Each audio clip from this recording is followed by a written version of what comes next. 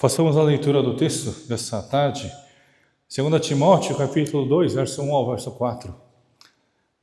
2 Timóteo, capítulo 2, verso 1 ao verso 4. Façamos essa leitura juntos, todos juntos, a nossa voz. Leamos juntos, vocês aí? Tu, pois, filho meu, fortifica-te na graça que está em Cristo Jesus. E o que da minha parte eu viste através de muitas testemunhas, isso mesmo transmite a homens fiéis e também idôneos para instruir a outros.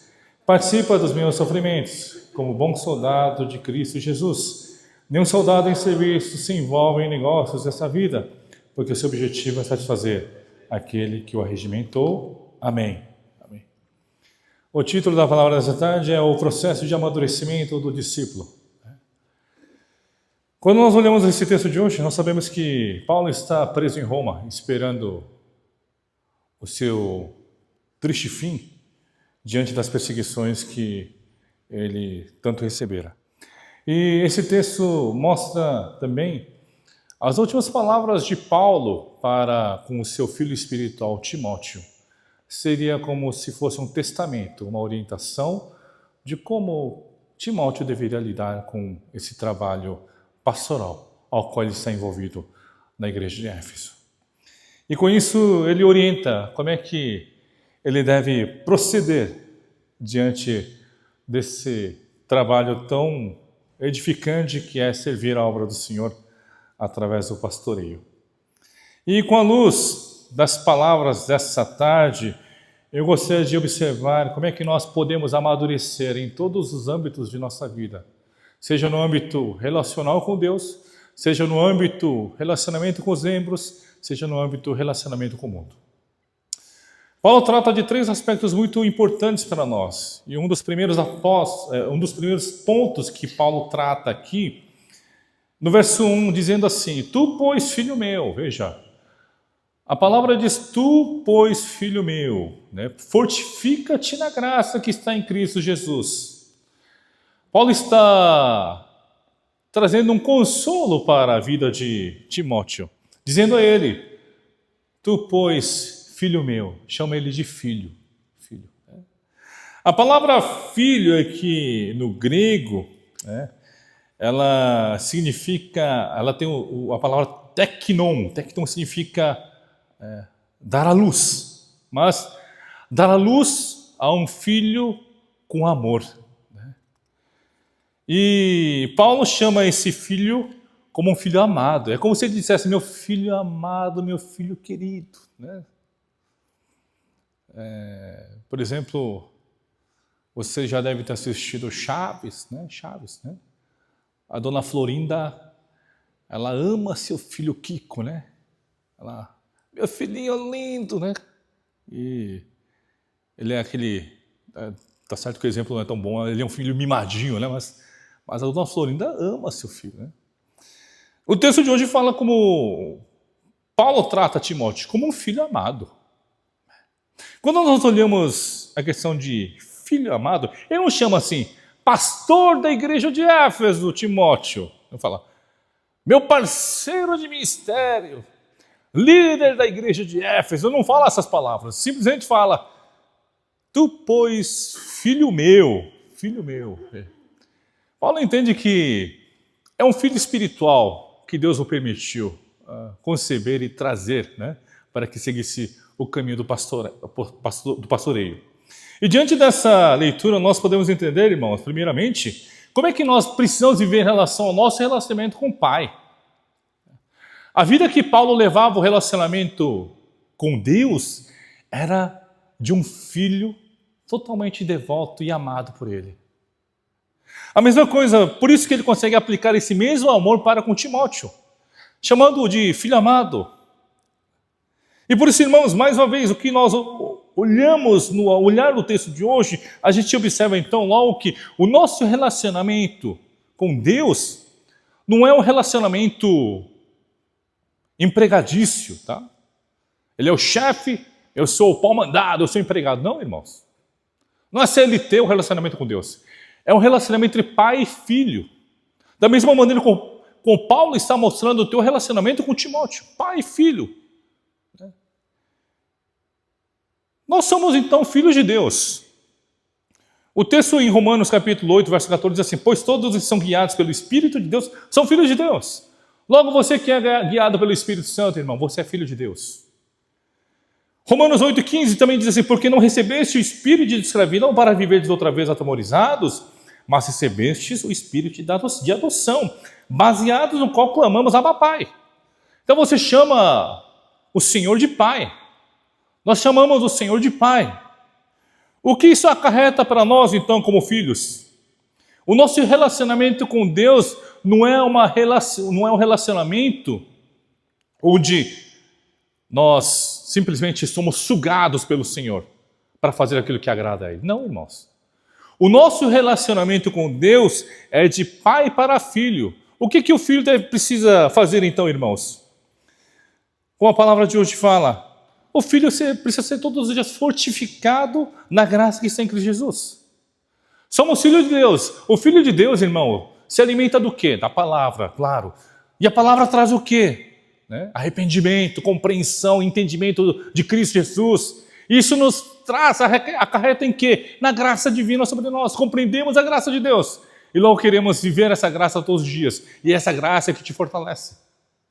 Então Paulo está dizendo assim: você, filho meu, eu também sou filho de Deus. Você também é filho de Deus. Você precisa ser fortalecido no Senhor. Ser fortalecido na graça que está em Cristo Jesus.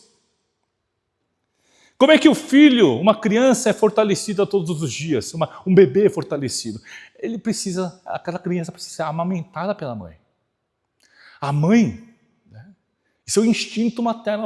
A mãe não tem dor algum de alimentar o seu filho. Alimentar a sua filha no seu peito. Não, claro, tem dor, tá?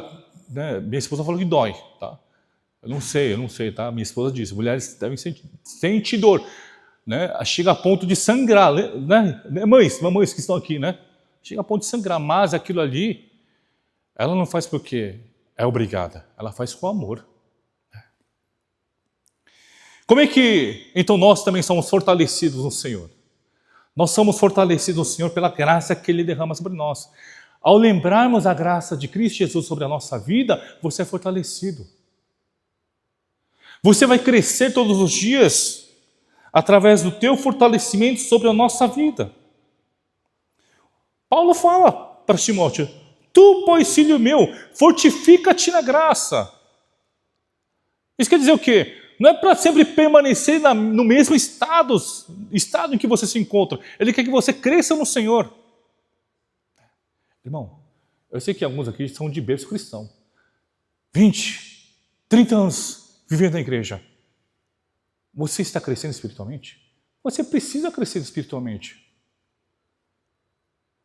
Vocês não podem ser crianças espirituais dentro da igreja. Já estão 20 anos, 30 anos nessa jornada. Vocês precisam amadurecer. E por isso o primeiro ponto, irmãos, nós precisamos viver primeiramente, o discípulo primeiramente precisa viver como filho de Deus. Nós somos filhos de Deus. Você é filho do Senhor. E logo, o filho depende de quem? Do Pai.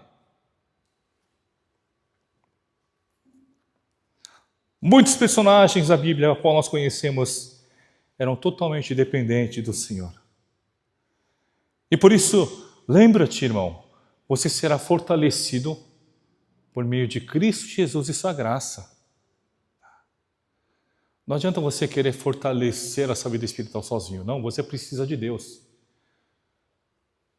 Você precisa receber o amor. Por quê? O pai faz o que para com seu filho? Ele entrega amor, sacrificial. Não é verdade? O pai e a mãe amam seu filho. Futuros irmãos aqui que vão ter filhos, já casais, devem estar almejando, buscando em Deus. Quando você tiverem filhos, vocês vão entender. Ele se parece com você, sabe? Você olha... eu olhei para a Jenny e falei, poxa, tadinha dela, mas que linda! Eu estava me vendo, ele falou, estou me vendo aqui, pô. E você quer fazer o que? Você quer entregar tudo o que você tem pelo seu filho. Confesso, irmãos, que eu sou um pai um pouquinho disciplinador, eu vejo, né? Isso. Sou um pai um pouquinho duro na questão de erros e acertos, né? Mas assim, eu como pai, eu tento entregar meu melhor para as minhas filhas. Meu melhor. Eu tento sempre fazer com que elas estejam sempre felizes por ter um indivíduo chamado Samuel como pai. Imagina se as minhas filhas ficassem tristes. Nossa, que pai desagradável. Por que eu nasci nesse lar? Por que eu nasci nessa família? É triste, irmãos. Tanto que eu, como pai, eu quero fazer o meu melhor para as minhas filhas. A ponto de alguns irmãos acharem que o pastor Samuel mima demais as filhas. Alguns devem achar, alguém aqui pode achar. Nosso seminarista Matheus já falou, pastor, você mima demais as suas filhas. Falei, você acha mesmo? Falou, pastor, aí está lá balançando a mãozinha, ele falou que é mentira. Mas ele falou para mim, ele falou, né? Falou, pastor, você mima demais os seus filhos, suas filhas, né? O pai, pessoal, não tem jeito, ele acaba sendo parcial, sabe? Deus também, irmão. Sabe que o que mais Deus quer fazer para contigo, para conosco, é derramar seu amor. Ele quer que você entenda, olha o quanto eu te amo, a ponto dele entregar seu Filho unigênito, Jesus Cristo, para morrer no teu lugar. Ele entrega seu Filho para que você viva o quê? O teu amor, o amor de Deus. Nós precisamos compreender esse amor que fora derramado por Ele sobre a nossa vida. E onde que você vai desfrutar desse amor? Todos os dias é no relacionamento com o Senhor. Irmão, é no relacionamento com Deus. Você que agora está estudando mais, você está se dedicando mais, você tem que se aproximar mais, você não pode ficar afastando, não pode parecer que está afastando mais. Tem que sentir, a gente tem que sentir, o cara está fazendo treinamento, está melhorando. O relacionamento com Deus tem que melhorar a cada dia, porque Ele derrama amor todos os dias da nossa vida. E o que acontece com o filho que recebe o amor de Deus? Por que Paulo fala em amor de Deus? O amor de Deus, de pai para filho. Porque esse amor, ele molda o coração do filho. Sabe aquela história de peixe, peixinho é? Filho de peixe, peixinho é? É uma coisa, irmãos.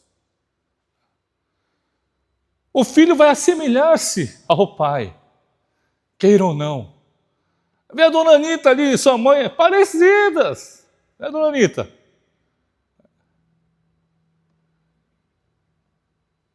Eu olho para o meu pai, a foto do meu pai jovem, eu falo, rapaz, sou eu aqui?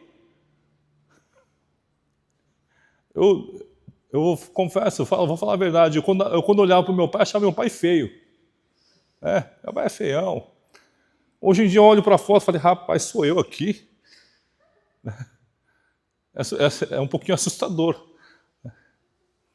Aí quando eu falo, de vez em quando eu faço aquele FaceTime com meu pai lá na Coreia, eu falei, eita, vai ser minha cara daqui a 20, 30 anos. Né? Eu falei, essa vai ser minha cara, Senhor.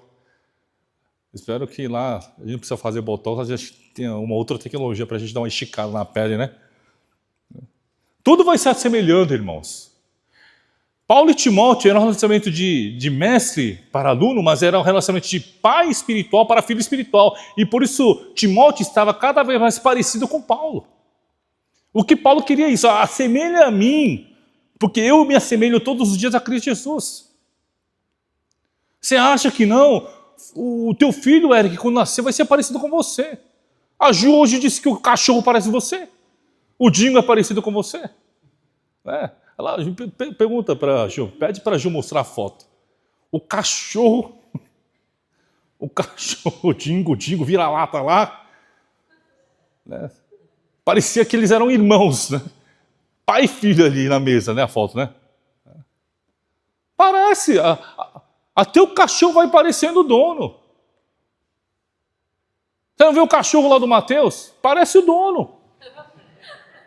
Nosso seminarista, Mateus. Cara carente. Qualquer lugar tá lá, me dá um abraço, eu fico aqui. Pô. É verdade, irmãos. Olha lá ver a cachorra da dona Milena. Bravo. Eu bravo, chega pra você, vai pra lá. Eu dou um tapa. Assemelha, irmão. Até animal. Então nós, irmãos, como povo de Deus, nós precisamos nos assemelhar a quem? A Cristo. Porque o amor que Cristo derramou, o amor que Deus derrama sobre a nossa vida, faz com que você, todos os dias, experimente esse amor, e aquele amor acaba se tornando algo normal na nossa vida. Algo normal. Olha, o amor de Deus é o amor que eu vivo. E esse amor logo transborda em mim, e logo eu também pratico esse amor. É isso que Paulo está falando no texto de hoje. Quando eu vejo minha filha deitada na cama assistindo televisão, parece comigo. A Jessie parece comigo.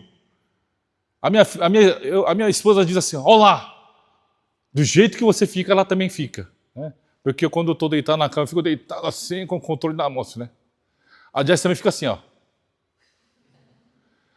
Aí eu chego, né, agora, meu lugar. Ei, sai daí. Ela sai. O filho acaba se assemelhando aos seus pais. Até na fala, irmãos. Você vê a fala da criança, puxou do papai e da mamãe. Muito provavelmente. Muito provavelmente. Né?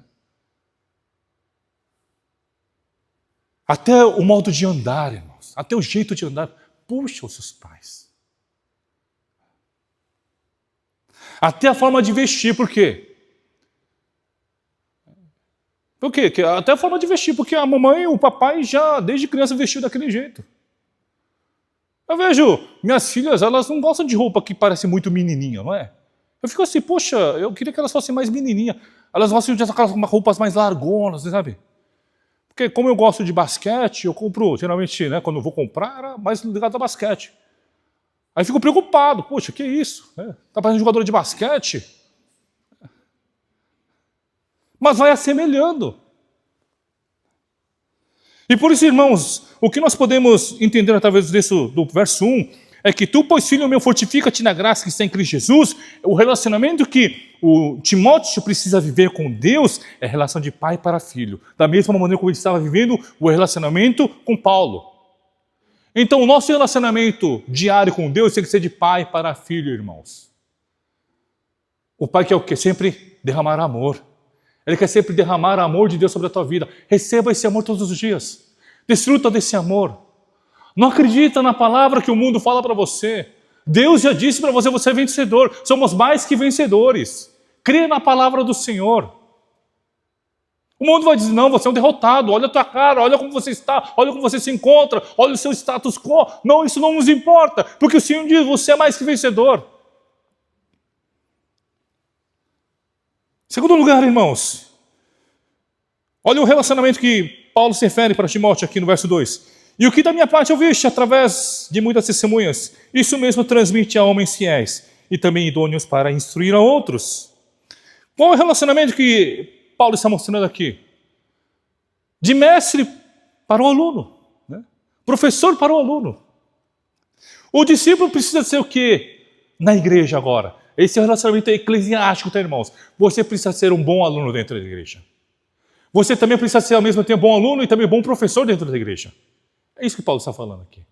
Pois que ele fala assim, ó, e o que da minha parte eu vi, o que você ouviu de mim, através de muitas testemunhas, isso mesmo também transmita a outros homens.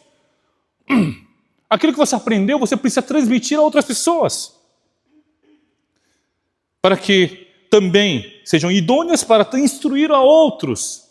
Isso quer dizer o quê? Qual é a função do professor, irmão? Qual é a função do professor? Sei, ensinar. Mas também o quê? O professor preserva o quê? A verdade. A verdade. Passando-se de geração em geração. Como é que era no tempo antigo, a transmissão das informações do tempo antigo? Na Grécia Antiga? Nós sabemos, né? As pessoas se reuniam, tinha um professor que tinha uma boa oratória, falava, e os alunos ouviam. Não tinha caderno para anotar as coisas. Eles ouviam e guardavam isso. Era pela palavra. por aquilo que era transmitido através de boca em boca. Isso precisava ser o quê? Correto, então, para que a informação pudesse ser carregada de forma fiel até o final. Por isso que Paulo fala isso. E o que da minha parte ouviste através de muitas testemunhas, isso mesmo transmite a homens fiéis. O mestre dentro da igreja precisa ser alguém que preserva os ensinamentos, alguém que guarda a verdade. E também transmitir isso para outras pessoas. A palavra no grego paratou, que significa confiar, como a palavra de hoje diz, transmitir significa confiar, confia a ele. Porque tem que ser, então, logo, para poder transmitir essa palavra, tem que ser uma pessoa confiável. Uma pessoa que possa carregar aquela verdade e transmitir essa mesma verdade para outra pessoa. Não adulterando em nada. Não acrescentando em nada. Simplesmente a palavra que recebeu precisa ser transmitida exatamente como fora dado a ele. E por isso Paulo fala que precisa ser alguém confiável. Transmite a homens fiéis. Da mesma forma, irmãos, os irmãos, por acaso, na casa de vocês deve ter a mãe que tem uma receita maravilhosa, né? Os irmãos devem ter. Cada um aqui deve ter. A minha mãe, conforme eu disse para vocês, tinha a receita aquele do Cheonggukjang, lembra? Eu falei Cheonggukjang, aquela sopa de soja podre, né? Que era maravilhoso ao comer, né? Mas era fedido. Tem irmão da igreja, tem irmã da igreja. Um dia ela fritou o frango, falei para ele, minha irmã, me passa a receita. Falou, não posso. Falei, oxi. Oh, irmã, me passa a receita do frango. Pastor, não posso passar não. Por quê? Isso aqui é segredo. Ué, qual o problema de passar a receita? Ela nem está fazendo restaurante. Mas falou, não posso passar porque é segredo. Mesma coisa, irmãos. Não sei o que ela vai fazer com essa receita, né? Se ela vai passar para as filhas, não sei o que em diante, tá? Mas a palavra de Deus precisa ser transmitida. Tem, por exemplo, a receita da Coca-Cola é uma receita fechada a 7 chaves. Ninguém fica com a receita, pelo que eu estudei, tá, irmãos? Ninguém fica com a receita completa. Todo mundo fica com partes. Todo mundo tem que juntar para sair a receita. Algo assim, semelhante, tá? Algo assim. Tá? Então imagina, irmãos. Para que não produzam de forma igual, né? Para não perder o mercado também, né? A palavra de hoje nos mostra que o fiel, o discípulo, precisa ser o quê? Professor e também um bom ouvinte dentro da igreja. Porque o quê? Aquele que é bom ouvinte, ele vai manter a palavra e logo vai fazer o quê? Vai transmitir essa boa palavra a outras pessoas. Dentro da comunidade. Dentro da igreja, você precisa ser um bom ouvinte e também um bom professor. Um bom professor para poder transmitir a palavra que recebeu. O professor, além disso, irmãos, ele precisa ser uma pessoa exemplar. Eu estou assistindo aquela série coreana que está passando na televisão, chama Chamgyoyok, não sei se vocês assistiram, né? Aquele da escola violenta, fazem bolhas, pá, né? Estou assistindo, né? Retrata um pouco da realidade da Coreia. Acho que tem coisas parecidas acontecendo também, tá? Mas eles exageram um pouco, eu acho, né? Mas é um pouco disso, né? São bullying, os professores que perdem a moral. Aqui até no Brasil eu lembro, na minha época, onde eu era da 4ª série, tinha uma professora que, se a gente bagunçasse, ela pegava a nossa orelha e levantava a gente assim, ó. Né? Vai fazer isso hoje em dia para você ver. Você vai ser processado, vai tomar um processo, não é? Hoje em dia, sim. Antigamente, né, irmã Cris? Os professores batiam, lembra, irmã Cris? Olha lá, fingindo que não é velha. Não é, irmã Cris? Não é? Na sua época não foi assim? Ah, tá. Então, a irmã Cris é nova, tá, pessoal? Ela não passou por isso, tá? Né? Mas houve uma época aqui no Brasil também, pessoal. Os alunos, o professor dava reguada, assim, né? Para mostrar o quê? Para mostrar exemplo, né? Batia-se para que as crianças aprendessem, o aluno aprendesse. E o professor também, com isso, tinha que ser exemplar. Ser um professor exemplar. Por que o discípulo precisa ser um professor exemplar dentro da igreja? Porque ele tem que andar de acordo com aquilo que ele fala. Aquilo que ele fala, ele precisa viver. A mesma coisa com o pastor, irmãos. Vocês vão dizer, pastor, você fala e você não faz? Você é incoerente, eu não gosto de você. Isso aí não é pastor, então é mentiroso, você é um mentiroso. Não é verdade? É a mesma coisa, irmãos. A nossa vida também precisa ser o quê? A palavra de hoje fala sobre uma pessoa idônea. Idônea é uma pessoa fiel, uma pessoa que é verdadeiramente crente. E diz a palavra, confia para ele, porque esse que é verdadeiramente crente, ele vai transmitir essa verdade para outra geração, para outras pessoas. Se logo então nós somos verdadeiramente fiéis ao Senhor, você vai fazer o quê? Você vai passar, transmitir a palavra de Deus a outras pessoas. Por isso que o discípulo precisa ser um bom aluno e também ao mesmo tempo um bom professor. Veja o que diz 1 Coríntios capítulo 11, verso 1.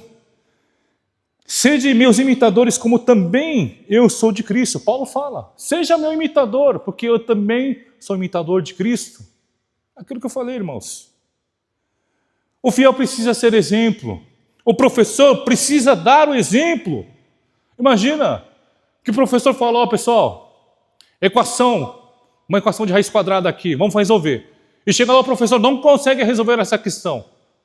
O que você diria como aluno? Ei, que isso? Isso aí não é professor não, isso é mentiroso. Equação de, vamos lá, segundo grau, vamos lá. O professor precisa resolver aquela questão. Você precisa dizer, ó, ele conseguiu resolver. Ele também ensina direitinho. Mesma coisa, irmãos. Você precisa viver na prática a palavra de Deus. Por isso que você precisa ser bom professor. Bom professor para viver na prática a palavra do Senhor. Os irmãos professores que vão para o acampamento, claro, vocês podem brincar com as crianças, se divertir com as crianças, mas você precisa ser exemplo, irmãos. Se você atrasa no culto, no acampamento, qual é o exemplo que você vai dar para as crianças? Como é que você vai ter moral para falar que não pode atrasar? Não é, pessoal? Não é Kang? Hoje o Kang não atrasou. O Kang chegou cedo hoje. Incrível. E qual é a função do professor, irmãos? Por que Paulo fala como se... nesse relacionamento de professor com o aluno? Ele está falando porque Paulo está preparando o que é o futuro. O professor prepara o quê? O futuro do Brasil, não é? Por que tem professor na igreja? Para preparar o futuro. Por que os professores, pessoal, você tem que dar parabéns para os professores da nossa igreja, sabia? Porque os professores estão vindo de madrugada, todo sábado, no culto de oração, sabia? Meu. Ainda bem que você pediu um descanso, hein, Eric? Hein, Ju? Ainda bem. Senão vocês estariam também de madrugada, sabadão aqui. Todos estão vindo. Poxa, que iniciativa, achei uma iniciativa maravilhosa. Tá vendo? É bom ter uma Pujang Dipsanim com a Mônica Dipsanim. Mônica Dipsanim, pelo que eu entendi, foi a Mônica Dipsanim que falou, né? Não foi, Dipsanim? Não? Ah, tá. Não, ela quer falar, glórias é para Deus, não é para mim. Eu entendo isso aí, né? Pelo que me falaram, foi iniciativa da Mônica Dipsanim. Falou, todo mundo, pessoal, todo professor precisa estar aqui na sexta-feira, no sábado de manhã, para orarmos juntos. Você viu que bom exemplo? O que vai acontecer? As pessoas vão querer vê-la e assemelhar a ela. Outros professores vão assemelhar-se a ela. O professor precisa ser um bom exemplo para preparar a próxima geração. Um bom professor prepara a próxima geração para que sejam fiéis. Não vê, por exemplo, vou dar o exemplo do Eric. Ultimamente ele gosta de tênis. Não é? Tênis. Toda hora está lá. Por quê? Eles encontram acho que no Antônio Salina, na Júlia de Saí, um exemplo de vida como um bom casal. Legal, sim. Aí o que eles fazem também quer fazer. Eles estão jogando tênis, eu também vou jogar tênis. Aí a conversa deles eu vejo toda, não, o backhand aqui, forehand aqui. Pô, tudo bem, tá, não tem problema. Mas também fala de Jesus. Eles são um bom exemplo. Eu considero bons exemplos. Mas também podemos encontrar outros muitos exemplos. Outros muitos exemplos dentro da igreja. E por isso, irmãos, veja, o professor prepara a próxima geração. O Antônio Zanim está preparando eles para serem o futuro Antônio e o futuro Jung. Mesma coisa. Eu tenho que preparar o futuro Samuéis aqui. O nosso Renan Zanim, nosso Matheus Zanim, o futuro Samuel. Vamos dizer, tá? Desculpa, né, você ser comparado a uma pessoa miserável como eu, tá? Mas eu tenho que preparar. O bom professor prepara a próxima geração. O Calvino, ele preparou o John Knox. John Knox foi um grande reformador da Escócia. Quando em 1550, diante da perseguição, John Knox ele foge para Genebra. E fugindo para Genebra, ele aprende, junto à mesa de Calvino, todos os ensinamentos de Calvino. Tudo que ele havia para ensinar, ensinou para John Knox. O que acontece? Depois, John Knox consegue voltar para a Escócia novamente. E voltando à Escócia, John Knox, através do aprendizado com Calvino, ele faz o quê? Transforma toda a Escócia num país reformado. Veja, irmãos. Uma pessoa que aprendeu, uma pessoa que compreendeu a palavra de Deus, foi capaz de fazer o quê? Transformar uma nação, um povo.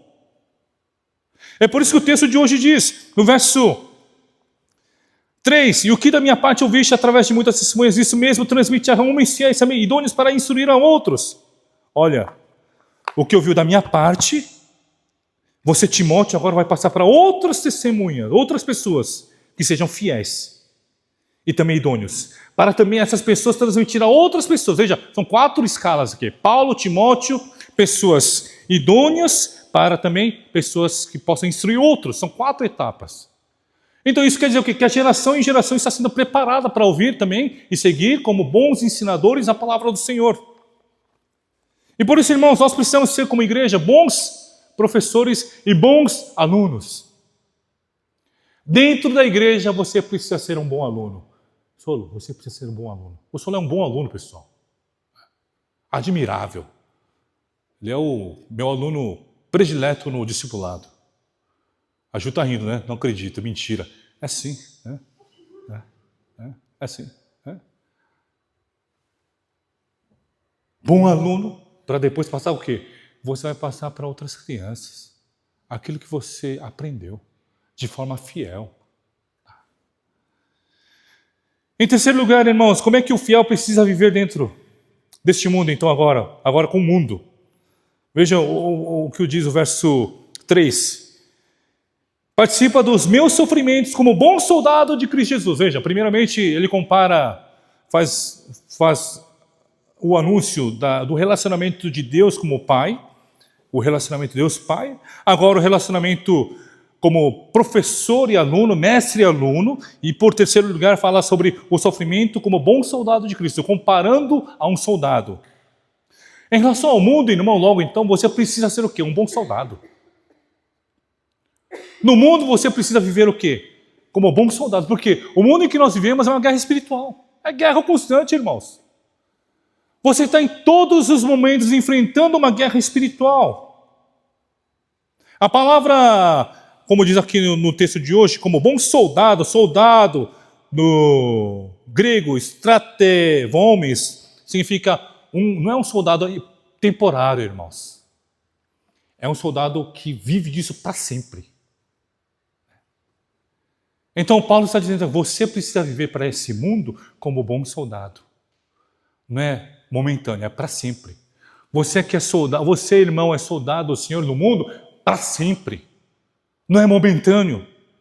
E a palavra diz para nós, então, logo, por que precisamos ser bons soldados? Porque o soldado está pronto para o sacrifício.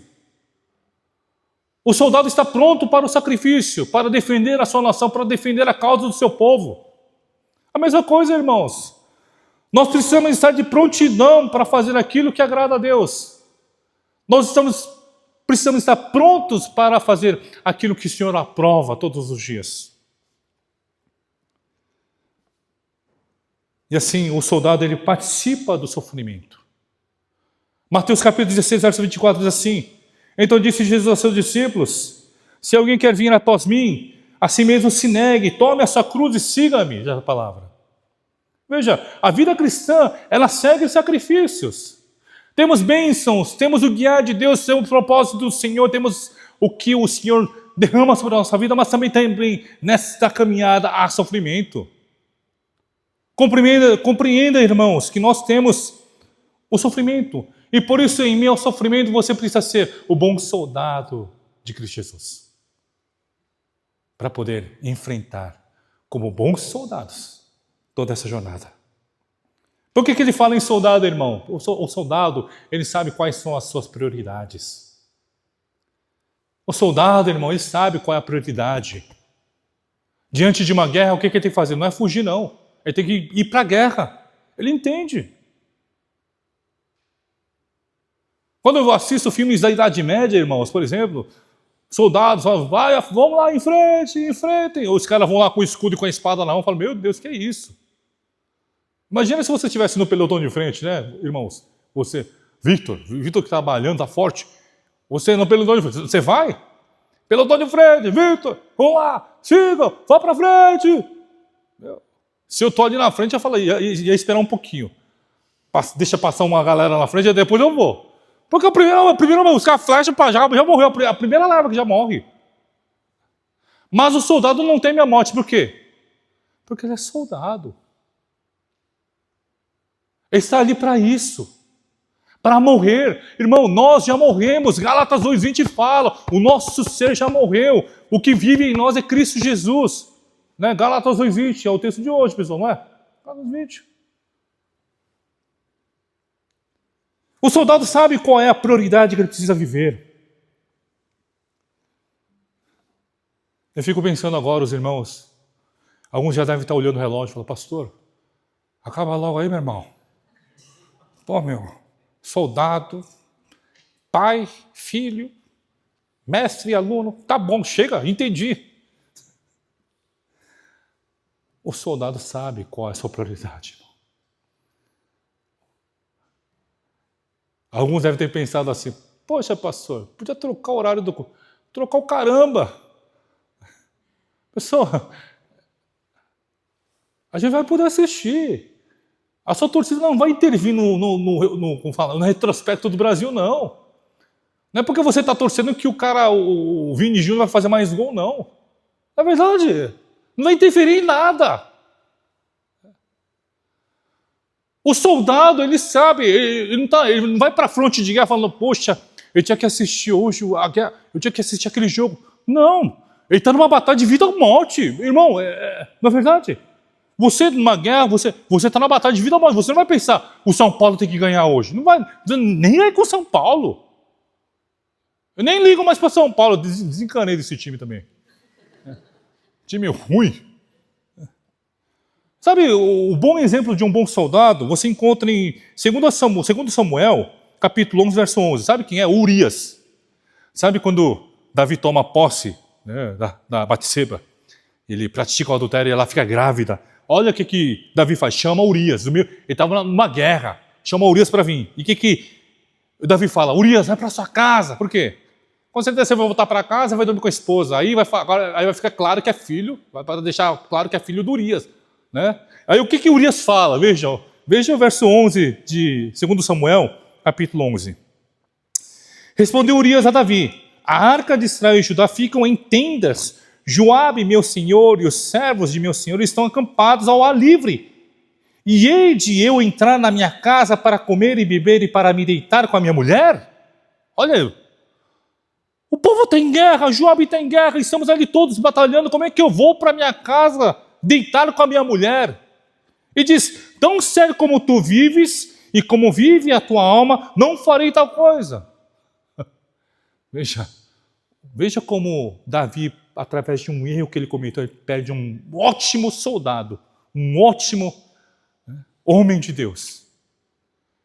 Porque ele podia muito bem, aproveitar um tempinho na casa, já que está aqui mesmo, vamos aproveitar. Não, ele diz, não vou porque os meus soldados estão também na batalha. E todo mundo está ali sofrendo. Como é que eu posso, com sã consciência, viver isso? Eu vou ficar aqui também. Irmãos, Por isso que Paulo fala sobre sermos soldados. O soldado está focado em quê? Em agradar ao seu Senhor. O foco dele é proteger a sua nação seguindo as ordens do seu mestre, do general, por exemplo. E quando nós olhamos o texto de hoje, nós entendemos o quanto é importante vivermos como bons soldados do Senhor. Porque o texto de hoje fala assim aqui: porque o objetivo é satisfazer aquele que o arregimentou, diz a palavra. Nenhum soldado em serviço se envolve em negócios dessa vida, diz a palavra.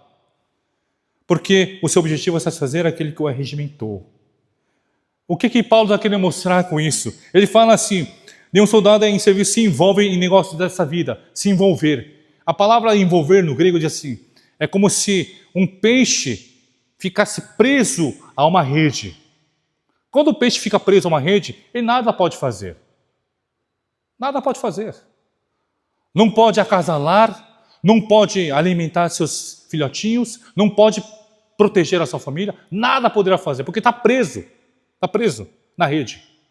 Então Paulo está falando aqui, se a gente se envolve com as coisas desse mundo, é como se você estivesse preso à rede, sem nada para poder realizar para o Senhor. E por isso, irmãos, eu gostaria de concluir a mensagem de hoje dizendo: a maior alegria do soldado é viver segundo o propósito ao qual ele recebeu o teu chamado. Uma palavra de hoje diz: porque o seu objetivo é satisfazer aquele que o arregimentou. O propósito dele é agradar aquele que o chamou. É o que a palavra de hoje fala. Então, irmãos, 3 aspectos hoje. Como é que tem que ser o nosso relacionamento com Deus? Um relacionamento com amor. Um relacionamento de amor. Ele quer te amar. Ele te ama. E você também.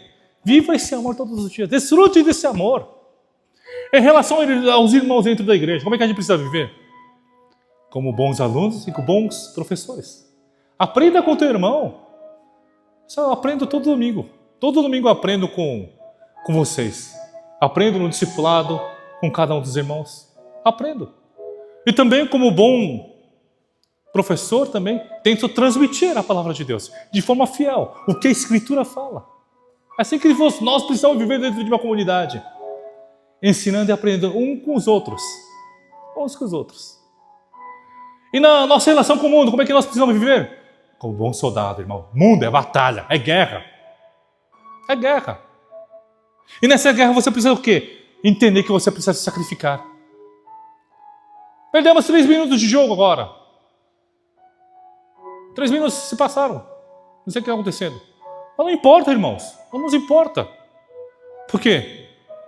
O soldado não pode ser abalado pelo mundo. Isso é mundo, irmãos. Copa do Mundo é mundo. É do mundo. Isso não nos interessa. Isso não interfere em nada em nosso reino, nossa vida com Deus. Não é, dona Anitta? Dona Anitta até perguntou: pastor, hoje vai ter culto normal? Falei: sim, dona Anitta. Nossa, que bênção, vamos lá. Irmão, que bom. O soldado está preparado para quê? Não se prender às coisas desse mundo, mas se ele desprende das coisas do mundo para prender a sua vida em quem? Em Cristo Jesus, ao Senhor, a Deus. E por isso, amados irmãos, que a tua vida durante mais uma semana seja uma vida como bom soldado de Cristo Jesus para agradar aquele que o chamou, aquele que te trouxe aqui. Tem um monte que não está aqui hoje, mas não tem problema. Vocês foram fiéis. Continuem sendo fiéis. Seguindo o quê? O caminho do Senhor. O caminho de Deus. Como bom filho, como bom mestre e como bom soldado. Para a glória de Deus. Oremos. Senhor, muito obrigado, Senhor, pela palavra de hoje, ao qual, mais uma vez, exorta a nossa vida, a fim de que vivamos o teu propósito. Senhor, guarda cada um de nós, para que sejamos bons filhos, para que sejamos bons mestres e também bons soldados, para servir a tua obra com toda a excelência que o Senhor é merecedor. E que assim o teu povo possa caminhar sempre e todos os dias o caminho das bênçãos divinas em todo o tempo. É o que nós pedimos e oramos em nome do Senhor Jesus. Amém.